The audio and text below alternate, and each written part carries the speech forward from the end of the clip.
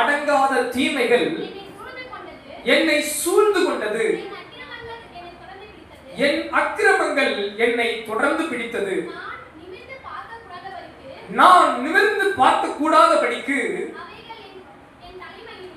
அவைகள் என் தலைமயிரிலும் அதிகமாய் இருக்கிறது. என் இருதயம் சோர்ந்து போகிறது. கரங்களை அசைத்து சொல்லலாமா? அல்லேலூயா.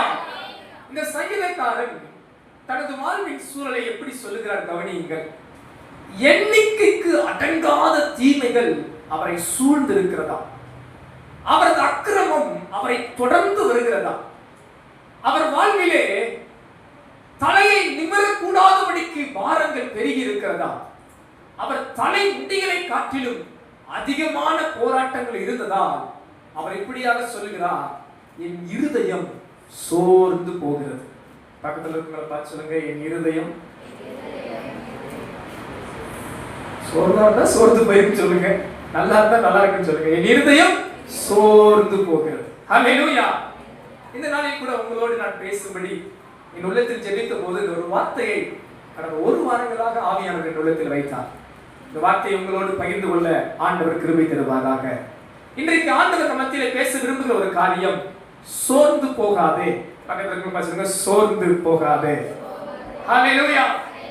அன்பானவர்களே, சோர்வுகள் தவிர்க்க முடியாதது. நமது வாழ்விலே சோர்வுகள் எல்லாருக்கும் வரும். சின்ன பிள்ளைக்கு கூட சோர்வு வந்துடும். பாருங்க, சின்ன பிள்ளைகள் ஆசை என்ன தெரியுங்களா? அவங்க நினைக்கிறதெல்லாம் நடக்கும், கேட்கிறதெல்லாம் கிடைக்கும். எத்தனை பேர் குழந்தை வளர்த்தவங்களுக்கு தெரியும். அவங்க நினைச்சதை கொடுத்துட்டா அவங்க எப்படி இருப்பாங்க? ஹாப்பியா இருப்பாங்க, சந்தோஷமா இருப்பாங்க, எல்லா பல்லு தெரியும். அவங்க கிடைச்ச 1 ரூபா பொருள் கிடைக்கிறனால முகம் எப்படி மாறிடும்? அவ்வளவுதான், அப்படியே சுடியும். நல்ல அழகா சிரிக்கிற முகமுள்ள குழந்தை கூட எப்படி மாறிடும்? உருன்னு ஆயிடும். ஏன்னா குழந்தைக்கு கூட சோர்வு வரும். படிக்கிற பிள்ளைகள் வாழ்க்கையில் சோர்வு வரும். எதிர்பார்க்கிற மார்க் கிடைக்கலையா, அவ்வளவுதான் அப்செட் ஆயிடுவாங்க. நினைச்ச மார்க் பாடத்தால் பாஸ் ஆகலையா, சோர்வு வந்துடும். பெரியவர்களுக்கு சோர்வு வரும். வேலை ஸ்தலத்துல நமக்கு நாம் நினைக்கிறது போல அனுகூலங்கள் இல்லைன்னா ஒரு சோர்வு வந்துடும். நினைச்சது நடக்கலையா, நமக்குள்ள ஒரு சோர்வு வந்துடும். வேலை ஸ்தலத்துல, குடும்பத்துல சோர்வுகள் வரும். இந்த சங்கீதக்காரன் வாழ்விலே சொல்லுகிறான், எண்ணிக்கைக்கு அடங்காத தீமைகள் என்னை சூழ்ந்திருக்கிறது, ஆதலால் என் இருதயம் சோர்ந்து போகிறது. இந்த பூமிக்குரிய காரியத்துல உங்க வாழ்வில சோர்வுகள் பெருகி இருக்கலாம். ஒருவேளை நீங்க நினைப்பதை காட்டிலும் பாரங்கள், உங்களால தாங்குற அளவை காட்டிலும் அதிகமான வருத்தங்கள், நீங்க நினைச்சது நடக்கவே இல்லை, ஆதலால் சோர்வுகள் பெருத்து இருக்கலாம். வசனம் சொல்லுகிறது, ஆபத்து காலத்தில் சோர்ந்து போவாயானால் உன் பலன் குறுகி போகும். அன்பானவர்களே, நம்ம சோர்ந்து போக போக நாம் தோற்று போவமே ஒழிய ஒரு நாளும் வெற்றி பெற முடியாது. சிலர் பாருங்க, என்னிடத்துல சொல்லுவாங்க, பாஸ்டர் 1 பிரச்சனை 2 பிரச்சனைனா பரவாயில்ல, எவ்வளவு பிரச்சனைலாம் பாஸ்டர் நான் தாங்கிறது கஷ்டம்தான். இந்த தேவ மனிதன் அப்படின்னா சொல்றான், எண்ணிக்கைக்கு அடங்காத பிரச்சனை, என் தலையை நிமிர்த்தவே முடியாத சூழல், என் இருதயமே சோர்ந்து போகிறது. இப்படிப்பட்ட சூழல் இந்த காலை வேளையில் நீங்கள் இருக்கலாம். உங்க வாழ்க்கையில எத்தனையோ போராட்டம், எத்தனையோ பிரச்சனை, நீங்க நினைச்சது நடக்கவே இல்லை, எதிர்பார்த்தது நிறைவேறவே இல்லை, நண்பன் சொல்றதுக்கு உங்ககிட்ட ஒண்ணுமே இல்லை, சோர்ந்து போய் இருதயம் துவண்டு போன நிலைமையில் வந்திருக்கலாம். அந்த கர்த்தர் உங்களை பார்த்து சொல்கிறார், அன்பான தேவ பிள்ளையே, நீங்கள் சோர்ந்து போக வேண்டாம். அல்லேலூயா. பல காரணங்கள் நமது வாழ்க்கையில சோர்வுகள் வருவதற்கு இருந்தாலும் சில நேரம் நம்மை தேவனை நம்ம எப்படி அனுப்புறாரு, சில பாதைகளுக்குள்ள அனுப்புறார். வேதத்துல ஒரு மனிதனை தேவனே ஒரு சில சோர்வுக்குள்ளாய் நடத்தினார். பாத்தீங்கன்னா யோனா தீர்க்கதரிசன புஸ்தகம் 4ஆம் அதிகாரம் 8ஆம் வசனத்தை பாருங்கள். யோனா தீர்க்கதரிசன புஸ்தகம் 4ஆம் அதிகாரம் 8ஆம் வசனம் வாசிக்கலாமா? சூரியன் உதித்த போது தேவன் உஷ்ணமான கீழ்காற்றை கட்டளையிட்டார். அப்பொழுது வெயில் யோனாவின் தலையின் மேல் படுகிறதினால் அவன் சோர்ந்து போய் தனக்குள்ளே சாவை விரும்பி, நான் உயிரோடு இருக்கிறதை பார்க்கிலும் சாகிறது நலமாய் இருக்கும் என்றார். அல்லேலூயா. பக்கத்துல பாத்தீங்க, நீங்க என்னைக்காவது அதை சொல்லிருக்கீங்களா? இந்த யோனா சொல்றான், என்ன சொல்றான்? தனக்கு தானே என்ன சொல்றானா, நான் உயிரோடு இருக்கிறதை பார்க்கலும் சாகிறது நலமாயிருக்கும். ஏன்னா ஒரு சோர்வு வந்துருச்சு. என்ன சோர்வு? இது ஒரு நல்ல தீர்க்கதரிசி நினிவே பட்டணத்தாருக்கு போய் பிரசங்கம் பண்ணுகிறார். ஆண்டவர் சொன்னார், 40 நாள் அந்த பட்டணத்தை கவிழ்த்து விடுவேன். அவங்க பாவத்திலே இருந்தா அந்த பட்டணம் கவிழ்க்கப்படும். இவரும் போய் பிரசங்கம் பண்ணிட்டார். ஆனா அந்த பட்டணத்தார் நல்ல ஜனங்கள் அன்றைக்கு பிரசங்கத்தை கேட்டு மனம் திரும்பி எல்லாரும் உபவாசம் பண்ணினாங்க. இதை பார்த்து ஆண்டவர் என்ன பண்ணினார்னா, அவங்க மேல தண்டனையை வர வைக்காம அவங்கள மன்னிச்சுட்டார். ஆனா இவருக்கு என்ன ஆயிடுச்சு? தீர்க்கதரிசிக்கு தாங்கல. என்ன ஆண்டவரே, நீ ரொம்ப நல்லவரா இருக்கிறீ, அதெல்லாம் எனக்கு தெரியாது, இந்த பட்டணத்துக்கு என்ன நடக்குது நான் பார்த்துட்டு தான் போவேன் அப்படின்னு அந்த பட்டணத்தின் வாசல்லே டென்ட் போட்டு உட்கார்ந்துட்டேன். அப்ப ஆண்டவர் பார்த்தார், இவருக்கு ஒரு பாடம் கற்றுக் கொடுக்கணும் அப்படின்னு சொல்லி இவர் இருக்கிற இடத்துல ஒரே நாள்ல ஒரு ஆமணக்கு செடி நல்ல பெருசா வளர வைக்கிறார். நல்ல நிழல் கொடுத்துச்சு. அதுல இவர் அழகா உட்கார்ந்து நல்லா கூலா இருந்தார். ஒரே நாள்ல என்ன பண்றாருன்னா, ஆண்டவர் அந்த செடியை பட்டு போக வைக்கிறார். ஒரு பூச்சியை அனுப்பி அந்த செடியெல்லாம் பட்டு போன உடனே அடுத்த நாள் காலையில சூரியன் உதிக்கிற நேரம் வசனம் சொல்லுது, கர்த்தர் உஷ்ணமான காற்றை வீச பண்ணினார். அப்ப வெயில் இந்த யோனாவின் தலையில பட்ட உடனே வேதம் சொல்லுது, இவர் சோர்ந்துட்டான். தீர்க்கதரிசி என்ன ஆயிட்டாரு? சோர்ந்துட்டான். அந்த சோர்வுக்கு காரணம் யாரு? நம்ம ஆண்டவர் தான். என்ன பண்ண வச்ச? உஷ்ணமான காத்து அவருக்கு அடிக்க வச்சு இந்த செடியை பட்டு போக வச்சு வெயிலால தாங்க முடியாத அந்த உஷ்ணத்தை கொடுத்த உடனே இந்த யோனா பார்த்து சொல்றாரு, ஆண்டவரே, தனக்கு தானே சொல்றான், நான் உயிரோடு இருக்கிறத பார்க்கலாம் சாகிறது நலமா இருக்கும் என்று சோர்வி நிமித்தம் இப்படி சொல்வதை பார்க்கிறோம். அன்பானவர்களே, இந்த காலை நேரத்துல உங்க வாழ்க்கையில எந்த காரணத்தின் நிமித்தமும் உங்களுக்கு சோர்வுகளோ உங்களுக்கு மன போராட்டங்களோ உங்கள் இருதயங்கள் கலங்குகிற தருவாயில் இருக்கும் என்றால், கர்த்தருடைய வார்த்தை இன்றைக்கு காலையில் உங்களை பார்த்து ஆண்டவர் பேசுகிறார். நீங்களும் நானும் சோர்ந்து போக தேவையில்லை. நீங்களும் நானும் சோர்ந்து போய் அமர வேண்டிய அவசியம் இல்லை. இன்றைக்கு ஒரு 3 காரியங்களை உங்களோடு பேச வேண்டும் என்று ஆவியானவர் உங்களிடத்தில் வைத்தார். சோர்வில் இருந்து முன்னேறுவது எப்படி? சோர்வுகள் நமது வாழ்வில் தவிர்க்க முடியாதது. சோர்வுகள் ஏதோ ஒரு ரூபத்தில் வரும், ஏதோ ஒரு சூழலில் வரும். எப்படியோ ஒரு சூழல் நடுவே நாம் சோர்ந்து போக வேண்டிய நிலைமையில் வருவோம். ஆனால் அந்த சோர்ந்து போகிற இடத்தில் இருந்து முன்னேற வேண்டும் என்று கர்த்தர் விரும்புகிறார். பக்கத்துல இருக்கவங்க சொல்லுங்க, நீங்க சோர்ந்து போகாமல் முன்னேற வேண்டும். அல்லேலூயா. சிலர் பாருங்க, சில வாழ்க்கையில சோர்வு வந்தா இழுத்து பொத்தி படுத்தா ஆளை இடம் வர முடியாது, எழுப்பவே முடியாது. சிலர் சாப்பாட்டுல தான் சண்டையே வரும். சண்டை போட்டா யார் மேலதான் போய்ப்பாங்க, சாப்பாட்டு தட்டு மேலதான் கோவமே வரும். எதையும் விட மாட்டாங்க, எதை தான் விட்டுருவாங்க. உடனே ஸ்ட்ரைக். எதுக்கு ஸ்ட்ரைக்கு? நீங்க சாப்பிடலன்னா சாப்பாடு சோத்து அழகான செய்யும் சாப்பாடு. அதனால எதுக்கு தான் ஸ்ட்ரைக்கு?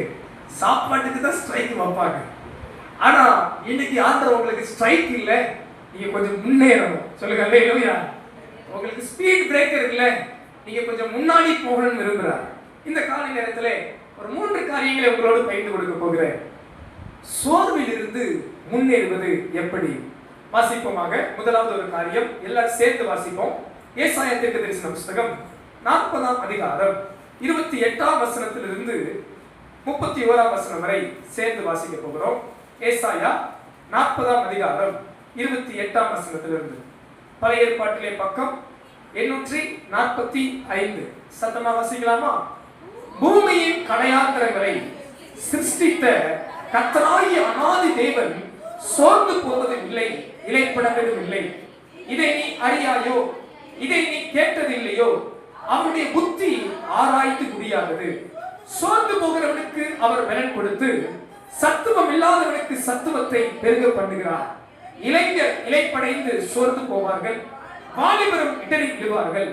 கர்த்தருக்கு காத்திருக்கிறவர்களோ புது பலன் அடைந்து கழுகுகளைப் போல செட்டைகளை அடித்து எழும்புவார்கள். அவர்கள் ஓடினாலும் இளைப்படையார்கள், நடந்தாலும் சோர்ந்து போகிறார்கள். ஆமென் சொல்லலாமா? ஆமென். ஹல்லேலூயா. சோர்வில் இருந்து முன்னேறுவது எப்படி? அன்பானவர்களே, சோர்வுகள் வருவது சகஜம். சோர்வுகள் ஒரு மனிதனுக்கு நிச்சயம் வரும். ஆனால் அதிலிருந்து முன்னேற வேண்டும் என்றால் முதல் காரியம், கர்த்தருக்கு காத்திருந்து சோர்வில் இருந்து முன்னேற வேண்டும்.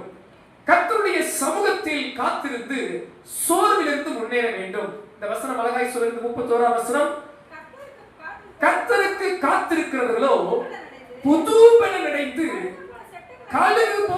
செட்டைகளை அடித்து எழுப்புவார்கள்.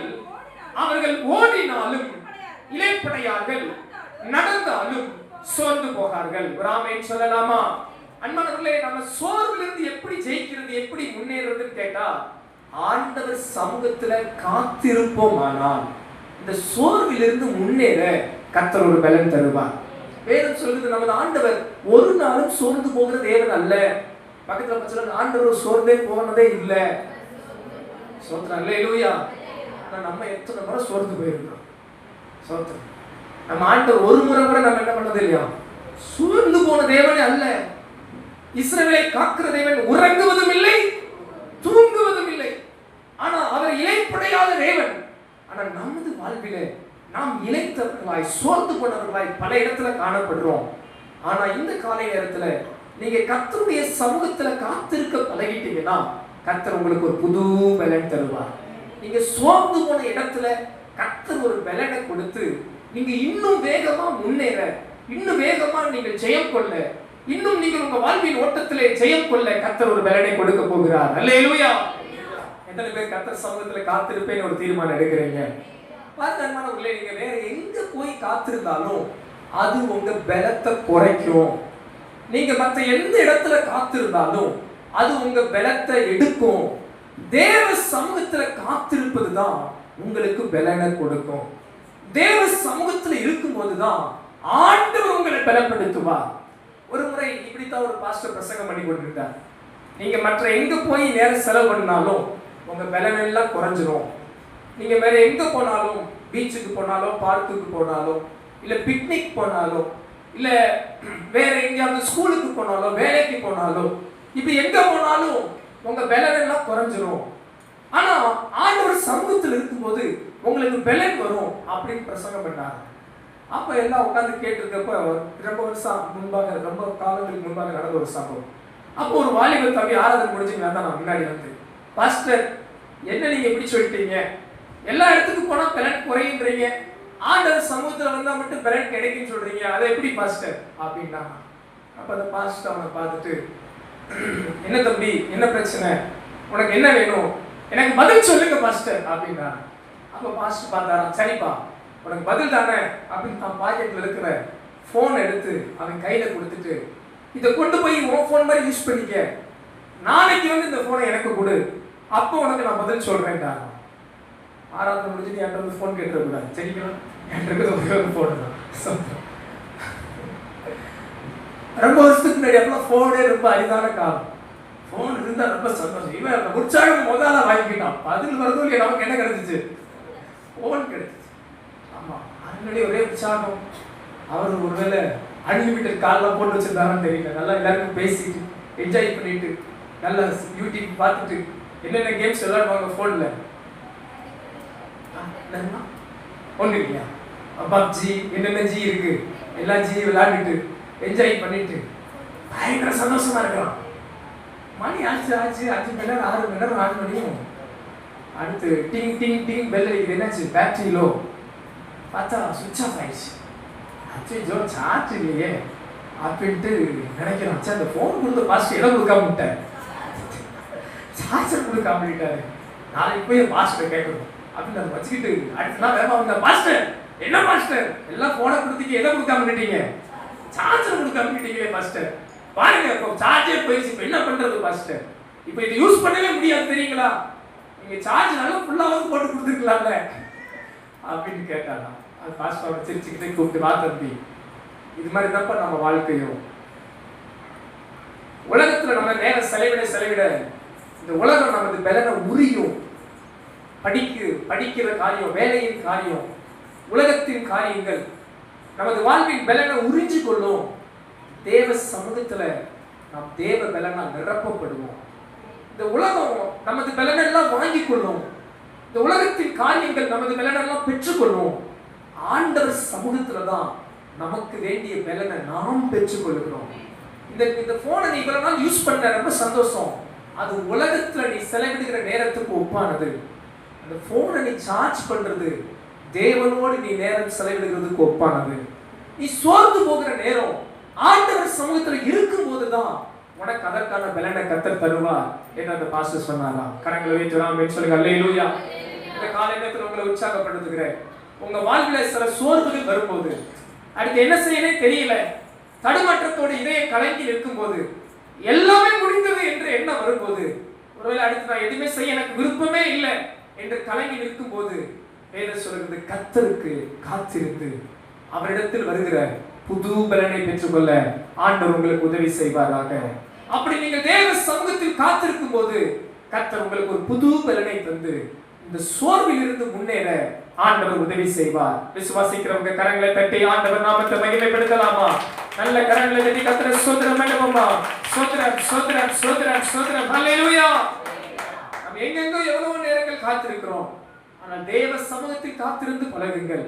கர்த்தர் உங்கள் சோர்வில் இருந்து புது உற்சாகத்தையும் புது பலனையும் தந்து உங்களை இலக்கை நோக்கி தொடர கர்த்தர் கிருபை தருவார். இரண்டாவது காரியம், சோர்வில் இருந்து நாம் எப்படி முன்னேறுவது? எடுத்து வாசிக்கலாம். 1 ராஜாக்கள் புஸ்தகம் 19ஆம் அதிகாரம். யாவரும் சேர்ந்து வாசிப்போம். 1 ராஜாக்கள் 19ஆம் அதிகாரம் 4 இருந்து 8 வசனங்களை சேர்ந்து வாசிக்க போகிறோம். 1 ராஜாக்கள் 19ஆம் அதிகாரம் 4 இருந்து 8 வசனங்கள். பக்கம் 456. சேர்ந்து வாசிக்கலாமா? அவன் வனாந்தரத்தில் ஒரு நாள் பிரயாணம் போய் ஒரு சூரை செடியின் கீழ் உட்கார்ந்து தான் சாக வேண்டும் என்று கோரி, போதும் கர்த்தாவே, என் ஆத்துமாவை எடுத்துக்கொள்ளும், நான் என் பிதாக்களை பார்க்கிலும் நல்லவன் அல்ல என்று சொல்லி ஒரு சூரை செடியின் கீழ் படுத்துக் கொண்டு நித்திரை பண்ணினான். அப்பொழுது ஒரு தூதன் அவனை தட்டி எழுப்பி, எழுந்திருந்து போஜனம் பண்ணு என்றான். அவன் விழித்து பார்த்தபோது இதோ தலையில் சுடப்பட்ட அடையும் ஒரு பாத்திரத்தில் தண்ணீரும் அவன் தலைமாட்டில் இருந்தது. அப்பொழுது அவன் புசித்து குடித்து திரும்ப படுத்துக் கொண்டான். கர்த்தருடைய தூதன் திரும்ப 2ஆம் தரம் வந்து அவனை தட்டி எழுப்பி, எழுந்திருந்து போஜனம் பண்ணு, நீ பண்ண வேண்டிய பிரயாணம் வெகு தூரம் என்றான்.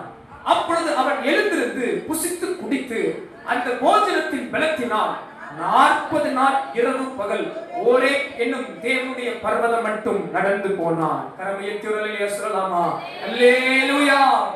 இந்த இடத்திலே எலியா என்கிற ஒரு தீர்க்கதரிசியின் வாழ்வில் நடந்த சம்பவத்தை பார்க்கிறோம். இந்த எலியா தீர்க்கதரிசி சாதாரணமானவர் அல்ல. வேதத்தில் அநேக தீர்க்கதரிசிகள் இருக்கிறார்கள். அதில் இந்த தீர்க்கதரிசி குறித்து சொல்ல வேண்டும் என்றால், he is a courage person. மிக தைரியசாலி. இவன் ஒரு பயந்த சுபாவம் உள்ள தேவ மனிதன் அல்ல, மிக மிக தைரியசாலி. ஒரு தேசத்தின் ராஜாவுக்கே முன்பாக நின்று சவால் விட்டவன். ஆகாப் ராஜா முன்பாகவே சவால் விட்டவன். ஒரு ராஜா கிட்ட போய் கையை நீட்டி தைரியமா பேசக்கூடிய ஒரு பெரிய தீர்க்கதரிசி. அது மட்டுமல்ல, அந்த முழு தேசத்தையும் கர்த்தர் பக்கம் திருப்பினான். அன்றைக்கு அந்த இஸ்ரவேல் தேசம் முழுவதும் பாகால் என்கிற விக்கிரகத்தை ஆராதனை செய்தார்கள். அந்த நேரத்திலே மெய்யான ஜீவனுள்ள தேவன் தான் ஆண்டவர் என்று அந்த தேசத்துக்கே சவால் விட்டு வானத்திலிருந்து தனது ஜெபத்தால் அக்கினியை வரவழைத்தவன். 450 பாகால் தீர்க்கதரிசிகளை கொலை செய்து கொண்டவன். இப்படி இவரை குறித்து தைரியத்தை பல சொல்லலாம். ஆனால் பாருங்க, இவருக்கு ஒரு சோர்வு வந்துருச்சு. என்னன்னு கேட்டீங்கன்னா, ஆகாப்பின் மனைவி எசபேல் சொல்றா, பாகால் தீர்க்கதரிசிக்கு எப்படி நடந்துச்சோ அதே மாதிரி நான் எலியாவுக்கு செய்ய போறேன், எலியாவையும் கொலை செய்வேன். அந்த சொன்ன உடனே எலியாவுக்கு ஒரு சோர்வு வந்துருச்சு. பயந்து அவன் ஒரு நாள் பிரயாணம் போய் ஒரு இடத்துல உட்கார்ந்துட்டு சொல்றான், சூறை செடியின் கீழே உட்கார்ந்துட்டு, போதும் கர்த்தாவே, நான் வாழ்ந்தது போதும், என் ஆத்துமாவை நீங்க என்ன பண்ணிருங்க, எடுத்துக்கொள்ளுங்க. கையை வைத்து சொல்லுங்க அல்லேலூயா. எத்தனை பேர் இப்படி ஜெபம் பண்ணிருக்கிறீங்க? கர்த்தர் நம்ம ஜெபம்லாம் கேட்டிருந்தா என்ன ஆயிருக்கும்? பாஸ்ட் 4-5 முறை உங்களுக்கு அடக்காராதனை பண்ணிருக்கணும். சோத்திரம் அல்லேலூயா, சோத்திரம். போதும் கர்த்தாவே, இதை எடுத்துக்கொள்ளும் எடுத்துக்கொள்ளும். நம்ம பண்ண ஜெபத்துக்கு எத்தனை முறை அடக்காராதனை பண்ணிருக்கணும்? எல்லாருக்கும் அந்த வந்திருக்கும், அந்த சோர்வுல, அந்த தடுமாற்றத்துல, எதுக்கு வாழ்ந்துக்கிட்டு போதும், இதுக்கு மேல நம்ம என்ன வாழ்ந்து என்ன சாதிக்க போறோம் என்ற எண்ணங்கள் வந்திருக்கும். அவன் நல்லா படுத்துட்டான் பாருங்க. வசனம் சொல்லுது, கர்த்தருடைய தூதன் இறங்கி வந்து தட்டி எழுப்பினான். அல்லேலூயா. பக்கத்துல இருக்கு தட்டிங்கள ஒரு சின்ன தட்டு தட்டி, சோத்திரம் சோத்திரம், அடிச்சிடாதீங்க. ஒருவேளை நீங்க சோர்ந்து போய் இருந்தீங்கன்னா, நீங்க கர்த்தருடைய தூதன் உங்களுக்கு தட்டி எழுப்புறார். நீங்க பண்ண வேண்டிய தூரம் ரொம்ப இருக்கு, நீங்க போக வேண்டிய தூரம் ரொம்ப இருக்கு. ஆதலால் கர்த்தருடைய தூதன் அங்க அவருக்கு வந்து கொடுத்தது என்ன தெரியுமா? தலையிலே சுடப்பட்ட அடையும் ஒரு பாத்திரத்தில் தண்ணீரும் இருந்தது. ஹல்லேலூயா. இந்த காலை நேரத்திலே அது ஆவிக்குரிய அடையாளமாய் நமக்கு ஆண்டவர் கொடுக்கிறது என்ன தெரியுமா? நாம் சோர்ந்து போகிற நேரத்தில் கர்த்தருடைய தூதன் வந்து நம்மை தட்டி எழுப்பி நமக்கு கொடுக்கிறது என்னவென்றால் கர்த்தருடைய வார்த்தையே, கர்த்தருடைய வசனமே. இரண்டாவது காரியம், நம்ம சோர்விலிருந்து முன்னேற என்ன ஆண்டவர் நமக்கு தந்திருக்கிறார் என்றால் கர்த்தருடைய வார்த்தையை பெற்று நாம் சோர்விலிருந்து முன்னேற வேண்டும். பக்கத்துல இருக்கவங்க பார்த்து சொல்லுங்க, கர்த்தருடைய வார்த்தையை பெற்று நாம் சோர்விலிருந்து முன்னேற வேண்டும். அல்லேலூயா. ஆண்டவருடைய வார்த்தையை நாம் பெற்றுக்கொண்டு சோர்விலிருந்து முன்னேற வேண்டும். சிலருக்குலாம் ஆசை, இப்பவே செத்துருன்னு ஆசை, இன்னைக்கே போயிடணும். சிலருக்குலாம் பாருங்க கஷ்டப்படவே பிடிக்காது. பக்கத்துல பார்த்து சொல்லுங்க, கொஞ்சமாவது கஷ்டப்படணும். அல்லேலூயா. சிலருக்கு பாருங்க, சிலருக்கு வாழ்க்கையில கஷ்டப்படுறதே பிடிக்காது. பாருங்க, எல்லாருக்கும் ஈஸியா இருக்கணும்னு ஆசை. ஆசைப்படுறது ஆசைப்பட்டுக்கங்க. வசனம் சொல்லுது, வாலிபத்துல நுகத்தை சுமப்பது மனுஷனுக்கு நல்லது. கொஞ்சமாவது கஷ்டப்படணும். எத்தனை பேர் ஆமென் சொல்றீங்க? சிலருக்குலாம் வலிக்கவே கூடாதுன்னு நினைப்பாங்க. வேலைக்கு போடாலும் வலியே இல்லாம என்ன பண்ணணும், வேலை பார்க்கணும் நினைப்பாங்க. சோதனை அப்படி இருக்கக்கூடாது. பிரயாசப்படணும். பக்கத்துல சொல்லுங்க, பிரயாசப்படணும், கடினமா உழைக்கணும். இன்னைக்கு ஏன் அநேக தேவ பிள்ளைகள் ஆசீர்வாதமா இல்லை தெரியுமா? நல்லா கவனிங்க. இன்னைக்கு ஏன் அநேக தேவ பிள்ளைகள் ஆசீர்வாதமா இல்லை தெரியுமா? அவங்க பிரயாசப்படுறதுக்கு மனசு இல்லை, உழைக்க மனசு இல்லை, முயற்சி செய்ய மனசு இல்லை. ஆண்டவர் கூரையை பிச்சுக்கிட்டு கோடி கோடியா கொட்டிட்டா என்ன பண்ணலாம்? நல்லா எடுத்து பத்தி தூங்கி அப்பா டெய்லி 1000 ரூபாய் எடுத்து என்ன பண்ணலாம்? செலவு போயிட்டு வாழறான்னு கடன் கட்டுறாங்க. இல்லை மாணவர்களே, விதைக்காம அறுக்க முடியாது, பிரயாசப்படாம பலனை பெற முடியாது. அப்படி ஆண்டவர் கொடுப்பது நீதியுள்ள தேவனுக்கு அது சரியா இருக்காது. யோசித்து பாருங்க. நீங்க ஆண்டவரை நம்புறேன்றதுக்காக உங்களை ஆண்டவர் பெரிய லட்சாதிபதியா கோடீஸ்வரரா மாத்திட்டு ஆண்டவர் அறியாத சில ஜனங்கள் அவங்களை ஆண்டவர் தரித்திரமா மாத்திடுவாருன்னா நியாயத்திற்கு நாள் ஆண்டவர் சமூகத்துல நீங்க 2 பேரும் இருப்போம். ரட்சிக்கப்பட்ட நான் நிக்கிறேன், ரட்சிக்கப்படாத இன்னொருத்தர் நிக்கிறார். அவர் ஆண்டவர் பார்த்து, ஆண்டவரே நான் நல்லா உழைச்ச என்னைய தரித்திரதா வச்சீங்க. அவர் உழைக்கவே இல்லை, ஒண்ணுமே செய்யல, அவரை மட்டும் நல்லா கோடீஸ்வரா வச்சுட்டீங்களே கேட்டா நீதி உள்ள ஆண்டவர் என்ன பதில் கொடுப்பார்? சிந்திச்சு பாருங்க. அவர் நல்லா உழைச்சு ஆசீர்வாதமா இல்ல, நம்ம உழைக்காம ஆசீர்வாதமா இருக்குன்னு நினைச்சா நடக்குமா? எத்தனை பேர் என் கூட இருக்கிறீங்க? அல்லேலூயா. முயற்சி செய்யணும், பிரயாசப்படணும், கடினமான உழைப்பு வேணும். நீங்க பிரயாசப்பட்டா கர்த்தர் அதற்கேற்ற பலனை கொடுப்பார். எத்தனை பேர் ஆமென் சொல்ல முடியும்? அல்லேலூயா. ஈஸி வழியை தேர்ந்தெடுக்காதீங்க. அதுக்காக ஹார்ட் ஒர்க் தான் ஒரே வழி நான் சொல்லல. ஸ்மார்ட்டா ஒர்க் பண்ணவும் கத்துக்கொள்ளுங்க. ஆண்டவர் உங்களுக்கு கிருபை தருவார். ஆனா ஒண்ணுமே செய்ய மாட்டேன் அப்படி நான் உட்கார்ந்த இடத்துல எனக்கு என்ன வந்துடணும்னு நினைச்சு வாழாதீங்க. வேதம் சொல்லுது, நான் அல்ல சோம்பேறி தான் தட்டு சோறு எடுத்து என்ன பண்ண மாட்டானா?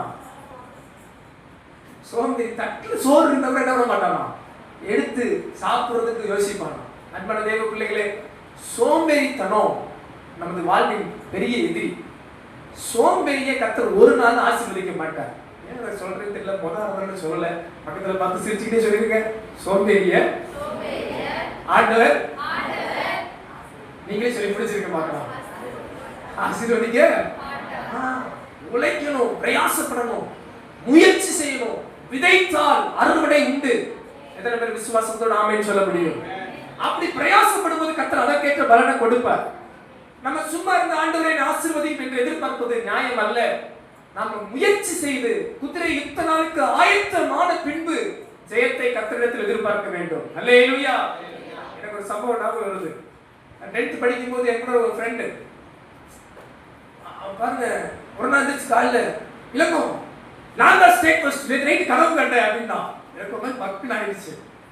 சடன் பாருங்க, நம்ம ஃப்ரெண்டு நல்லா இருந்தா கூட நமக்கு சில யோசிச்சு போல, நீ கூட என் கூட தான் இருந்து நீ ஃபர்ஸ்ட் ரேங்க் எடுத்துறியாடா அப்படின்னு இருக்கும்ல. அது மாதிரி என்ன திடீர்னு இருந்துச்சு காலையில நான் தான் ஸ்டேட் ஃபர்ஸ்ட், கலைஞர் கையில நான் அவார்டு வாங்குறேன்னா. கலைஞர் கையில அவார்டு வாங்குறியா? சோத்திரம், சரி வாங்கினாலும் வாங்கிடுவானோ அப்படின்னு நினைச்சிட்டு இருந்தோம். ரிசல்ட் பார்த்தா ஆள் எல்லா பாடம் அவுட்டு, ஒரே ஒரு பாடம் மட்டும் பாஸ், தமிழ்ல 35 மார்க்கு. சோத்திரம், எப்படி இருக்கும் யோசித்து பாருங்க. சில கனவு லட்சியம் ஆசைலாம் பெருசா இருக்கும், நல்லதுதான். நல்ல கனவு காணுங்க, நல்ல லட்சியத்தை வைங்க, தவறல்ல. அதற்கேற்ற முயற்சி, அதற்கேற்ற பிரயாசம். எத்தனை பேர் ஆமென் சொல்றீங்க? அப்படி செய்யும் போது கர்த்தர் உங்களை ஆசீர்வதிப்பார். சோர்ந்து போய் அமர்வது தேவ நோக்கம் அல்ல. சோர்ந்து போன இடத்திலே கர்த்தருடைய வார்த்தையை பெற்றுக்கொண்டு முன்னேற வேண்டும். கர்த்தருடைய வசனத்தை பிடித்துக் கொண்டு முன்னேற வேண்டும். கர்த்தருடைய தூதன் அந்த அடையை கொடுத்து, தண்ணீரை கொடுத்து தட்டி எழுப்பி சாப்பிடு, நீ பண்ண வேண்டிய பிரயாணம் வெகு தூரம் என்றார். இங்க இருக்கிற ஒவ்வொருவரையும் பார்த்து சொல்றேன், உங்க வாழ்வின் ஓட்டம் வெகு தூரம் அன்பானவர்களே.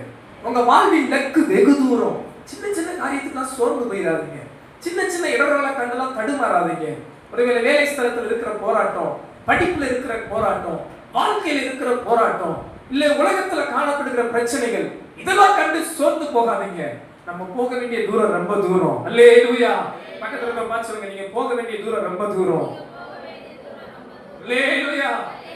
பாருங்க, அந்த ஒரு வார்த்தை, அந்த அடை தண்ணீரை சாப்பிட்டு எத்தனை நாள் போனாராம்? 40 நாள் நடந்தே ஓரே பர்வதம் மட்டும் போனாராம். ஹalleluya. நான் நினைக்கிறேன், நீங்க ஆண்டவருக்கு ஒரு வார்த்தை வாங்கிட்டீங்கன்னா எவ்வளவு நாள் வரைக்கும் ஓடலாம். சொல்றேன், ஹalleluya. யாருக்கு விசுவாசமா சொல்ல மனசு வரலையோ, ஒரு வார்த்தை ஆண்டவருக்கு பெற்றுக்கிட்டீங்கன்னா உங்களுக்கு எவ்வளவு நாள் கூட அந்த பலன் கிடைக்குது. விசுவாசித்தீங்கன்னா உங்களுக்கு 40 நாள் நீங்க உங்க விசுவாசத்தின்படி உங்களுக்கு ஆகிறது. ஆனா நம்மளுக்கு ஆலயத்தை விட்டு வெளியே கால வச்சா என்ன ஆயிருது? இன்னைக்கு என்ன பிரசங்கம் வெளியே, ஆமா ஏதோ பிரசங்கம், ஏதோ பண்ணீங்களே ஃபர்ஸ்ட். நான் சில டைம் கேட்பேன், யாரையாவது பார்த்து கேட்பேன், உங்ககிட்ட கேட்க மாட்டேன், விடுங்க. என்ன பிரசங்கம் கேட்டீங்க? ஆமா ஃபர்ஸ்ட் நல்ல பிரசங்கம் இல்ல, சூப்பரா பண்ணீங்க ஃபர்ஸ்ட், அது நல்ல கதைலாம் சொன்னீங்க ஃபர்ஸ்ட். கடைசி வரைக்கும் என்ன பிரசங்கன்னே சொல்ல மாட்டாங்க. சரி, நான் மனசு தேத்திக்கிறேன், பரவாயில்ல, ஏதோ கேட்டாங்கல்ல சோத்ரம் அப்படின்ட்டு மனசு தேத்திக்கிறேன். அல்லேலூயா. பாருங்க, வலி அருகே விதைக்கப்பட்ட விதையானம் இருக்கக்கூடாது, கற்பாறையில் விதைக்கப்பட்ட விதையா இருக்கக்கூடாது, முள்ளுல இடத்துல விதைக்கப்பட்ட விதையா இருக்கக்கூடாது. நல்ல நிலத்தில் விதைக்கப்பட்ட விதை போல 100 மடங்கு பலன் தர கர்த்தர் நம்மை ஆசீர்வதிப்பாராக. நான் நல்ல நிலம் போன்ற ஒரு தேவ பிள்ளை சொல்றேங்க. கையை உயர்த்தி ஒரு அல்லேலூயா சொல்லலாமா? ஹalleluya. நமது வாழ்க்கையில சோர்விலிருந்து முன்னேற கர்த்தருடைய வார்த்தையை பெற்றுக்கொள்ள வேண்டும். அப்படி நாம் பெற்றுக்கொள்ளும் போது நாம் சோர்விலிருந்து முன்னேற முடியும். என் வாழ்க்கையில் நடந்த ஒரு சம்பவத்தை நான் சொல்லி நான் அடுத்த பாயிண்ட்டுக்கு கடந்து போக விரும்புகிறேன். அதாவது நான் சொல்லியிருப்பேன், இருந்தாலும் நீங்கள் மீண்டும் மீண்டும் கேட்பதால் பாக்கியவான்கள், நான் மீண்டும் மீண்டும் சொல்வதால் நானும் பாக்கியவான். ஹalleluya. நான் இளம் வயதிலே எனக்கு ஊழிய அழைப்பு இருந்தது. இருந்தாலும் எனக்கு ஊழியத்தை மட்டும் வர விருப்பம் இல்லை. மற்ற எல்லாத்துக்கும் எனக்கு விருப்பம் இருந்துச்சு. ஊழியத்துக்கு வர்றதுக்கு மட்டும் எனக்கு விருப்பம் இல்லை. எனக்கு நல்ல ஞாபகம் இருக்கு, நான் 10th ஸ்டாண்டர்ட் படிக்கும் போது அப்போ ஊட்டியில் ஒரு சர்ச்சில் ஒரு சிஸ்டர் பைபிள் காலேஜ் முடிச்சு ஊழியத்தில் இருந்தாங்க. அவங்க பேர் சுதா. அவங்ககிட்ட நான் சவால் விடுறேன். அவங்க என்ன சொன்னாங்க, இலகோ பாரு, உன்னை ஒரு நாள் ஆண்டு பாஸ்டரா மாற்ற போறாருப்பா, என்னன்னு தெரியல, உன் பேச்செல்லாம் பிரசங்கமா இருக்குன்னாங்க. அவங்க என்னத்தை கண்டாங்கன்னு தெரியல. நான் 10th படிக்கும் போது 2006 என்ன ஆண்டு ஞாபகம் இல்லை, 20 வருஷம் இருக்கும். அப்போ நான் அவங்களுக்கு மறுபடியும் சவால் விடுறேன். நான் என்ன செஞ்சாலும் செய்வேனே ஒழிய பாஸ்டரா மட்டும் ஆக மாட்டேன்னு அவங்களுக்கு சவால் விட்டேன். அப்பெல்லாம் இப்போ இருக்க மாதிரி ஃபோன் வசதி இல்லை. நான் இப்போ நினச்சிக்கிட்டு இருப்பேன், என்னைக்காவது ஒன்றா அவங்கள பார்த்தா நான் இந்த வேகத்தை தூக்கி நான் பாஸ்டராக தான் இருக்கிறேன், என்னை மன்னிச்சுக்கங்க அப்படின்னு சொல்லலாம்னு நினைக்கிறேன். சரி, இப்படி காலங்கள் கடந்தது. என்னுடைய வேலையை விட்டுட்டு நான் ஊழியத்துக்கு வந்துட்டேன். என்னை பைபிள் காலேஜ் அனுப்புறதுக்கு எங்கள் பாஸ்டர் முயற்சி பண்ணாங்க. அப்போ நான் கல்கட்டா ஏஜியில் தான் இதில் படிக்கிறதுக்கு அப்ளை பண்ணி நான் போகிற சூழல். திருச்சியிலிருந்து ஹவுரா ட்ரெயின் ஏறிட்டேன். பயங்கர உற்சாகம். முதல் நாள் பைபிள் காலேஜ் போகிறோம், ஊழியத்துக்கு போகிறோம், டேக்லாம் பண்ணிட்டோம், கல்கட்டா போகிறோம், வெட்டிலாம் தூக்கி ரொம்ப மகிழ்ச்சி. எனக்கு ரொம்ப அனுபவம் இல்லை, மற்ற மாநிலங்களுக்கு போன அனுபவம் இல்லை. நான் பெங்களூர் இப்போ நினைக்கிறேன் அதிகபட்சம். மற்ற ரொம்ப வெளி மாநிலங்களுக்கு அந்த நேரத்தில் நான் போன அனுபவம் எனக்கு இல்லை. முதல்ல கல்கட்டாவில் போகிறேன். எனக்கு இந்த கல்கட்டாவில் என்ன மொழி பேசுவாங்கன்னே தெரியாது. அங்கே போய் தான் தெரிஞ்சிச்சு இன்றைக்கி பெங்காலி பேசுவாங்க. அது வரைக்கும் எனக்கு கல்கட்டாவில் என்ன பேசுவாங்கன்னே தெரியாது. சரி, ஹவுரா ட்ரெயின் ஏறிட்டு ரொம்ப உற்சாகம், பயங்கர சந்தோஷம். சென்னை கடக்கிற வரைக்கும் என் சந்தோஷத்துக்கு அழகே இல்லை, பரலோகம் போல தான் இருந்துச்சு. அப்பா நல்லா பார்க்குறான்லாம், நல்லா பேசுகிறான், சிரிக்கிறான், பழகிறான், நல்லா இருந்துச்சு. நைட்டு சென்னை வந்திருக்கோம்னு நினைக்கிறேன். அடுத்த நாள் விடிச்சு காலையில் எதிர்ச்சா வேற ஒரு உலகத்தில் இருக்கிறேன். பார்க்குறாங்க, முகமே வித்தியாசமாக இருக்குது, பேச்சு வித்தியாசமாக இருக்குது. அது வரைக்கும் தமிழ் பேசிக்கிட்டவங்களா கே பாய் கே சாய் அப்படின்ட்டான். சோத்திரம். எனக்கு சில வார்த்தையில அப்பதான் முதல்ல கேட்கிறேன். நான் ஒரு நரகத்துல இருப்பது போலதான் உணர்ந்தேன். அந்த நேரத்துல எனக்கு சுற்றி ஒரு வெறுப்பாயிடுச்சு. என்ன செய்யுதுன்னே தெரியல. எல்லாம் எதிர்மறையான சூழல்கள். நான் நினைச்சு பார்க்கல, இப்படி ஒரு சூழலுக்குள்ள போவேன்னு நான் நினைக்கல. 40 மணி நேரம் டிராவல், கொஞ்ச நேரம் தான் கடந்திருக்கிறோம், இன்னும் போகணும். அடுத்த நாள் காலையில தான் போய் ரீச் ஆவேன். அப்ப விடிய காலையிலிருந்து பார்த்தா எனக்கு கம்பார்ட்மெண்ட்ல பேசுறவெல்லாம் ஹிந்தி தான் பேசுறான். தண்ணி கொண்டு வரணும் ஹிந்தி தான் கொண்டு வரான், சாப்பாடு கொண்டு வரணும் எல்லாம் ஹிந்தி தான் பேசுறாங்க. அடுத்து நான் ஒரு மௌன விரதம் எடுத்துட்டேன். சோத்திரம். இனி நீங்க என்ன பண்ணக்கூடாது, நம்ம பேசுனா என்னத்தை பேச, ஹிந்தியில் எனக்கு ஏத்தொத்தி கூட சொல்ல தெரியாது, என்னத்தை சொல்லி சமாளிக்கிறது. அதனால அமைதியா இருக்கும்னு இருந்துட்டேன். வாய் அமைதியா இருக்கும், வயிறு அமைதியா இருக்குமா? எவ்வளவு நேரம் தான் அமைதியா இருக்கிறது? சாப்பாடு வாங்கி எப்படி சாப்பிடணும்னு தெரியல. காலையில ஃபாஸ்டிங் இருந்துட்டேன். பட்டினி, ஃபாஸ்டிங் சொல்லக்கூடாது, பட்டினி இருந்துட்டேன். மதியமும் தண்ணியை குடிச்சு சமாளிச்சு இருந்துட்டேன். தாங்க முடியல. அப்பா சாயந்தரம் வந்துச்சு பசி, உண்மையிலே தாங்க முடியல. 2 நேரம் அதாவது உபவாசம் இருந்து ஜோம் பண்ணா கூட கொஞ்சம் பெலட் இருக்கும். ட்ரெயின்ல போறப்ப எங்க வேடிக்கை பார்த்துக்கிட்டு பெலட் பார்த்துக்கிட்டு வாயை திறந்து பேசாம என்ன சமாளிக்கிறது? 6 மணி ஆயிடுச்சு, பசி தாங்கல. எனக்கு என்ன பண்ணனே தெரியல. உண்மையை சொல்றேன். ஏன்னா காசு கொடுத்து சாப்பாடு வாங்கி சாப்பிட்றதுக்கு எனக்கு ஒரு பயம். நம்ம ஏமாத்திடுவாங்களோ, நமக்கு மொழி தெரியலன்ட்டு எங்கேயா தூக்கிட்டு போயிடுவாங்களோ, அதனால என்னமோ தெரியல. நான் கேட்டு சாப்பாடு வாங்கல. அப்போ ஒரு 7 மணி இருக்குன்னு நினைக்கிறேன். புவனேஸ்வர்ல இருக்கிறோம்.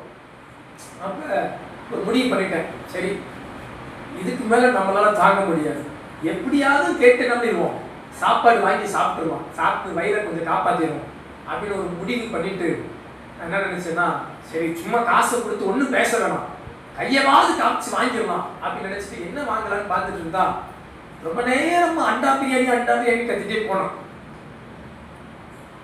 எனக்கு உண்மையிலே ஒரு சந்தேகம் வந்துச்சு, என்னடா நம்ம ஊர்லயும் அண்டாவெல்லாம் பிரியாணி செய்வான், இவங்க மட்டும் என்னடா அண்டா பிரியாணி சொல்றாங்களே, எனக்கு உண்மையிலே தெரியாது. நான் மனசுல நினைச்சேன், நீங்க அண்டா பிரியாணி விற்கிறாங்க, ஓ இது ஒரு ஃபேஷன் போல, என்னது நம்ம ஊர்ல பிரியாணி சொல்ற மாதிரி இருக்க, அண்டா பிரியாணி சொன்னா ஒரு ஃபேஷனா இருக்கும் போலன்ட்டு சரி வாங்கி என்னதான் அந்த அண்டா பிரியாணி பார்த்துடலாம் அப்படின்னு நினைச்சிட்டு புவனேஸ்வர் கடக்கும் போது நான் ஒரு 100 ரூபாய் கொடுத்துட்டு அப்பயும் வாங்கி திறக்கல, இப்படி கையை மட்டும் காமிச்சேன் இப்படின்னு. அவர் என்னை ரூபாய் பார்த்தா, சரி தெரிஞ்சிருப்பான், எனக்கு தெரியல எது சொல்லணும்னு தெரியலன்ட்டு ஒரு பார்சலை கொடுத்து ஒரு 10 ரூபா மீதி கொடுத்தான்.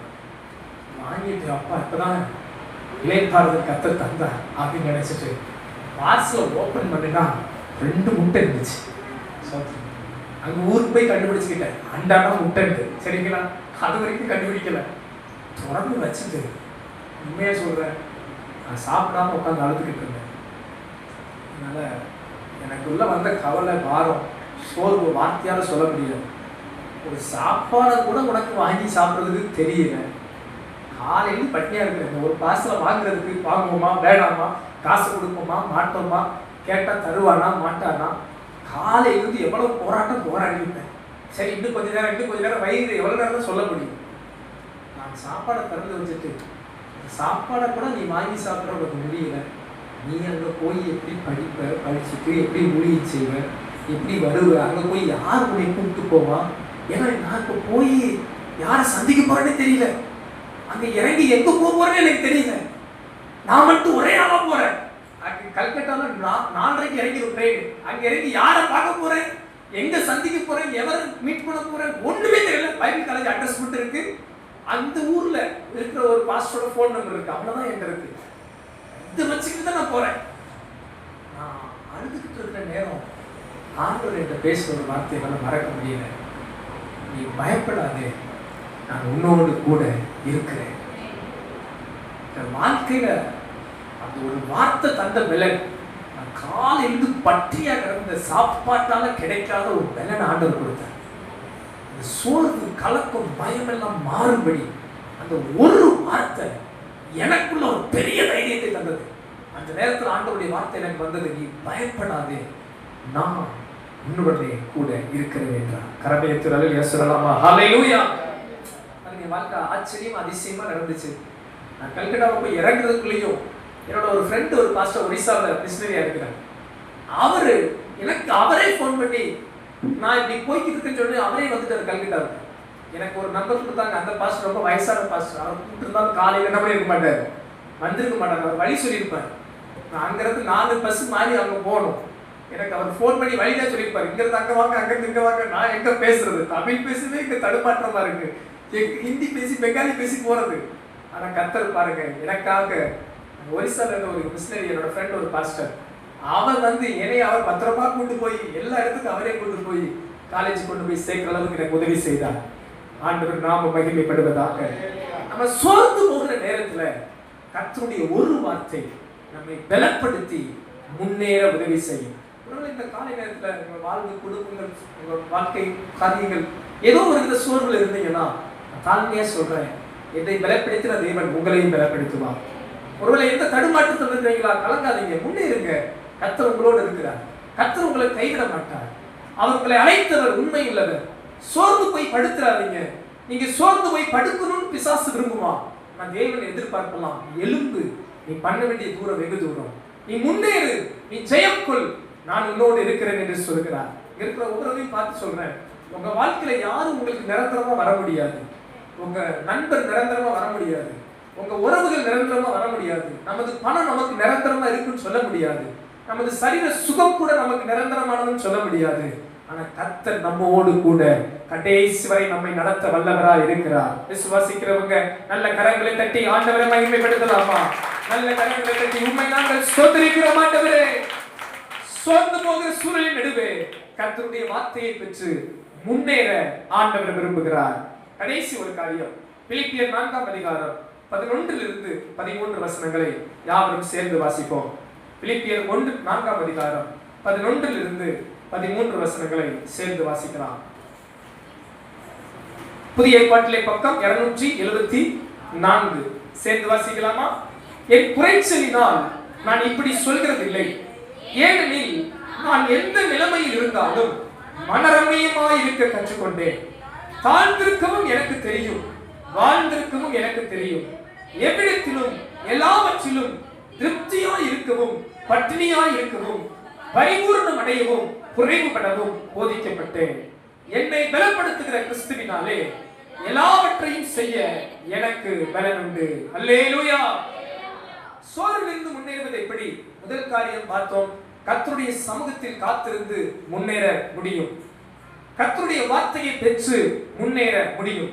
மூன்றாவது ஒரு காரியம், இங்கே அப்போஸ்தலனாகிய பவுல் பிலிப்பி சபைக்கு நிருபத்தை எழுதுகிறார். இப்படி நிருபத்தை எழுதும்போது அவர் சிறைச்சாலையில் இருக்கிறார், கட்டப்பட்டு இருக்கிறார், ஜெயிலில் பாடுகள் பட்டு கொண்டிருக்கிறார். ஆனால் அதில் நடுவே அவர் எழுதும்போது சொல்லுகிறார், நீங்கள் கர்த்தருக்குள் எப்பொழுதும் சந்தோஷமாயிருங்கள், நீங்கள் மனமகிழ்ச்சியாயிருங்கள், மறுபடியும் மறுபடியும் சொல்லுகிறேன் என்று பிலிப்பி சபையை உற்சாகப்படுத்துகிறார். இந்த பிலிப்பி சபை பவுலுக்கு உதவி செய்தார்கள். பவுலுக்கு வேண்டிய உதவிகள், உபகாரங்களை அவர்கள் தான் செய்து கொண்டிருந்தார்கள். ஆனால் அந்த நேரத்தில் கூட அவர் சொல்லுகிற ஒரு காரியத்தை பாருங்கள், நான் எந்த நிலைமையிலும் மனரம்மியமாய் இருக்க கற்றுக்கொண்டேன். கையை வைத்து ஆமென் சொல்லுங்க. அல்லேலூயா. எந்த நிலைமையிலும் எப்படி இருக்கணுமா? மனரம்மியமாய் இருக்க கற்றுக்கொண்டேன் சொல்லுகிறார். எனக்கு வாழ்ந்திருக்கவும் தெரியும், தாழ்ந்திருக்கவும் தெரியும். சொல்லுங்க என் கூட, வாழ்ந்திருக்கவும் தெரியும், தாழ்ந்திருக்கவும் தெரியும். அது மட்டுமல்ல, திருப்தியாய் இருக்கவும் பட்டினியாய் இருக்கவும் பரிபூர்ணம் அடையவும் குறைவுபடவும் போதிக்கப்பட்டேன். அடுத்த அழகாய் சொல்லுகிறார், என்னை பலப்படுத்துகிற கிறிஸ்துவினாலே எல்லாவற்றையும் செய்ய எனக்கு பலன் உண்டு. ஹல்லேலூயா. கடைசி ஒரு காரியம், சோர்விலிருந்து முன்னேறுவது எப்படி? கர்த்தரை சார்ந்து சோர்விலிருந்து முன்னேற முடியும். இந்த பவுல் ஜெயிலில் இருந்தாலும் அவர் சொல்லுகிறார் பாருங்க, நான் எந்த நிலைமையிலும் மனரம்மியமா இருப்பேன்பா, எந்த நிலைமையிலும் என்னை கர்த்தர் பலப்படுத்துவார். என்னை பலப்படுத்துகிற இயேசு கிறிஸ்துவினாலே எல்லாவற்றையும் செய்ய முடியும். நான் வாழ்ந்திருக்கவும் தெரியும், தாழ்ந்திருக்கவும் தெரியும். இந்த காலை நேரத்தில் உங்களை உற்சாகப்படுத்துகிறேன். சோர்வின் நடுவே நீங்க கர்த்தரை சார்ந்து கொள்ளுங்கள். சோர்ந்து போகிற நிலைமையின் நடுவே ஆண்டவர் தருகிற பலனை நம்பி நில்லுங்கள். தாவீது ஒரு முறை யுத்தத்துக்கு போன போது அவனது மனைவி, பிள்ளைகள், உடைமைகள் எல்லாம் கொள்ளையடித்து போய்விடுகிறார்கள். அமலேக்கியர் எல்லாரும் தாவீதின் மேல் குற்றம் பிடிக்கிறார்கள். தாவீதை கொலை செய்யலாம் என்று நினைக்கிறார்கள். வேதம் சொல்கிறது, தாவீது கர்த்தருக்குள் தன்னை திடப்படுத்திக் கொண்டான். இந்த காலை நேரத்தில் உங்களை பார்த்து உற்சாகப்படுத்துகிறேன். சோர்வுகள் வரும்போது ஆண்டவர் எனக்காக இருக்கிறார் என்று உங்களை திட்டப்படுத்திக் கொள்ளுங்க. கர்த்தருக்குள் உங்களை திட்டப்படுத்தி கர்த்தருடைய பலத்தை சார்ந்து என்னை என் தேவன் பலப்படுத்துவார். நான் மனரம்மியமா இருப்பேன். வாழ்ந்திருந்தாலும் ஸ்தோத்திரம், தாழ்ந்திருந்தாலும் ஸ்தோத்திரம், திருப்தியா இருந்தாலும் ஸ்தோத்திரம், பட்டினியா இருந்தாலும் ஸ்தோத்திரம், எந்த நிலைமையிலும் என் தேவன் என்னை கைவிட மாட்டார் என்று முன் செல்வீர்கள் என்றால் சோர்வுகளை நீங்கள் மேற்கொள்ளலாம். ஹல்லேலூயா. உலக மனுஷன் சொல்லுவான், இது இருந்தா தான் என்னால வாழ முடியும்னு சொல்லுவான். ஆனா இங்க இருக்கிற ஒவ்வொருவரையும் பார்த்து சொல்றேன், உங்க வாழ்க்கையில எப்படினாலும் உங்களால வாழ முடியும். எத்தனை பேர் விசுவாசமா ஆமென் சொல்ல முடியும்? சொல்லுங்க பார்க்கலாம். நான் எப்படினாலும் என் வாழ்க்கையை வாழ முடியும். பக்கத்துல பார்த்து சொல்லுங்க, நான் எப்படினாலும் வாழ்வேன். ஹல்லேலூயா. எந்த நிலைமையிலே வாழ்வேன், குறைவிலும் வாழ்வேன், நிறைவிலும் வாழ்வேன். என்னால நல்லா வாழ்ந்திருக்கவும் தெரியும், தாழ்ந்திருக்கவும் தெரியும். ஹல்லேலூயா.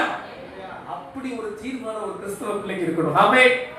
இன்னைக்கு பாஸ்டர் மட்டும் நான் சொல்லுவேன், நாங்க ஊழியத்தின் நிமித்தம் பல ஊர்ல ஊழியம் செஞ்சிருக்கிறோம்.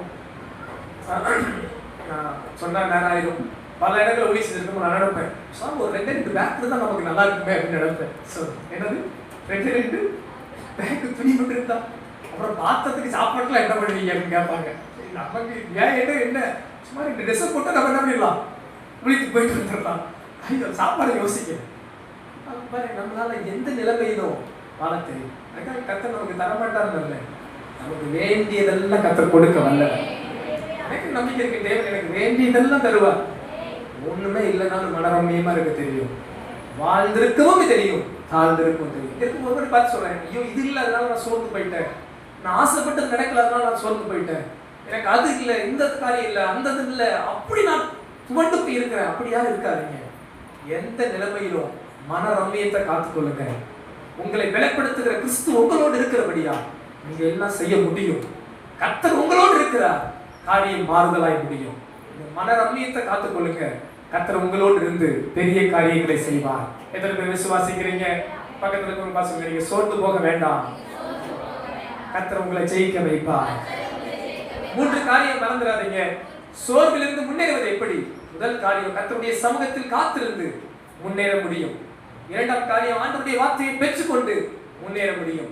3வது காரியம், கர்த்தரையே சார்ந்து ஜீவித்து சோர்விலிருந்து முன்னேற முடியும். கர்த்தர் தாமே உங்களை ஆசீர்வதிப்பாராக.